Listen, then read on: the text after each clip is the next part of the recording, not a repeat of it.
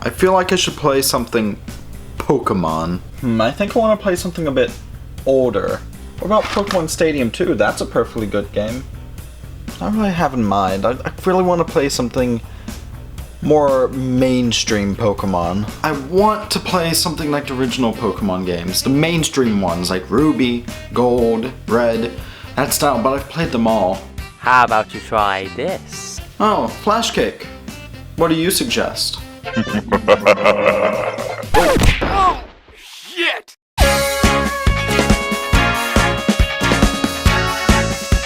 Ladies and gentlemen, welcome to another episode of Stuff We Play. I'm James. And I'm Flashcake. So today we're going over one of the gateway drug games into the wonderful world of Pokemon bootlegs. Now, this, of course, is Pokemon Quartz version. Now, Pokemon Quartz version had been floating around the internet for years. It was made by one Baro and released on the sites like Poke Community circa 2006. I did not get this from Poke Community, as it's illegal to sell Pokemon bootlegs. Instead, I found this at a flea market from a guy who looks like he probably killed a man or something like that. Hey you boy, come here. I want you to have a look at this Pokemon. Huh? What is this thing? What is there about Pokemon Quartz version? Well, it's a ROM hack of Pokemon Ruby version, and everything's different and weirder. For example, instead of taking place in the Hoenn region, this game takes place in the Korna region and has roughly 200 original, quote-unquote, Pokemon. But first things first, we'll talk about how the game wasn't exactly translated well. The game's creator was originally Spanish, and it shows. You know how when you turn on the YouTube auto subtitles and it doesn't quite get the words right so you don't follow what's being said? Pokemon Quartz makes that system look like Edgar Allan Poe.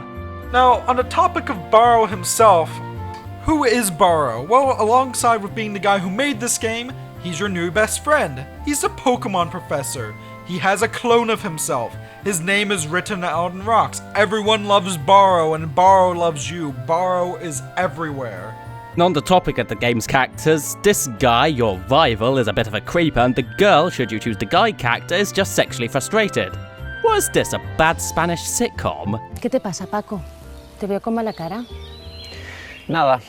He vuelto a llegar tarde al trabajo. Also, this game has a weirdly huge amount of swearing. I mean, fudging frick, man, what the heck? Then again, apparently Baro himself was only 14 when he released this game.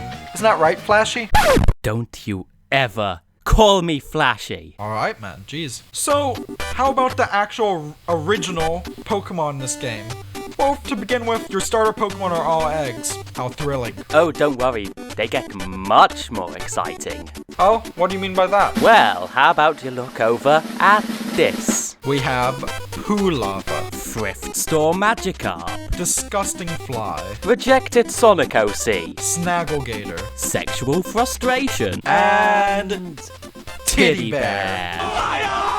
Now, as horrid and terrifying as a lot of these Pokemon designs are, the original Pokemon trainer sprites and maps look pretty good. Particularly the gym leader sprites seem to have had particular care given to them. I can't exactly say the same about the player characters, but hey, it's something. And also, the maps look okay when they work. You can't really see them. Whenever you try to look at the map through the Pokénav or Pokebar, or if you want to go to the Pokemon Center, the game will inexplicably crash unless you have a ROM. However, overworld maps, the designs are quite nice, and they use some of the remixed versions of Pokemon Gold, Silver, and Crystal music found within the coding of Pokemon Ruby, Sapphire, and Emerald.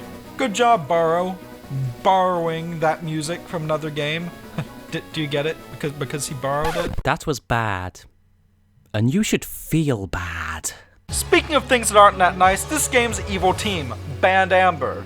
Why they aren't called Team Amber or Team Band Amber is beyond me. And Band Amber is led by a woman named, well, Ambar. Imaginative. How creative. Oh, but it gets better. You know how in Ruby and Sapphire, Team Magma and Aqua were there to raise or lower the sea levels based on their intent? Well, Team Amber want to blow up the fucking sun. As insane as Team Band Amber is, for the most part, this game is your standard Pokemon fare. You have a rival that does nothing except to come and battle you at the most inopportune times. You have 8 Pokemon gyms, actually 9, but one of them is only accessible after being the Elite Foreign Champion, so What's the point? Honestly, the game gets kinda boring after Slateport. Oh, sorry, Sea Blue Town. Honestly though, after this point, I stopped recording footage for this, except at key points, because at its core, this game is just a new take on Pokemon Ruby. Ban Amber does some bad stuff at a volcano, they steal a submarine, they eventually awaken the hideous-looking super evil legendary Pokemon of mass destruction. As I mentioned earlier, you fight the rest of gym leaders and eventually Elite Four, and then you get to search for the other legendary Pokemon this game has to offer. Includes own versions of Kyogre and Rayquaza. So that was Pokemon Quartz version. As I said before, it's definitely quite a thing, this.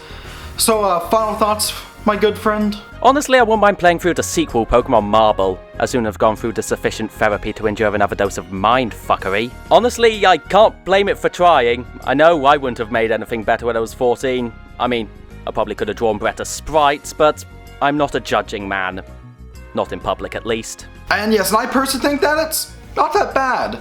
Would I pay money for it? Personally, no, especially since it wasn't intended to be a game you pay for.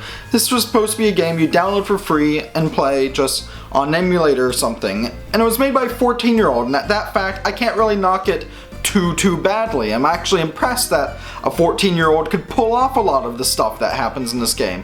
However, would I recommend hunting down a cartridge, particularly from an extremely shady man in a flea market? No. I value your safety, dear viewers, and I don't want you to get killed just because you want to play a bootleg Pokemon game. But, you know, this game does have quite a bit of content to offer, and I kind of do want to go back and see what else I missed, so I don't know what to do, so I guess no better way to start than by checking the map. No! Ah, shit.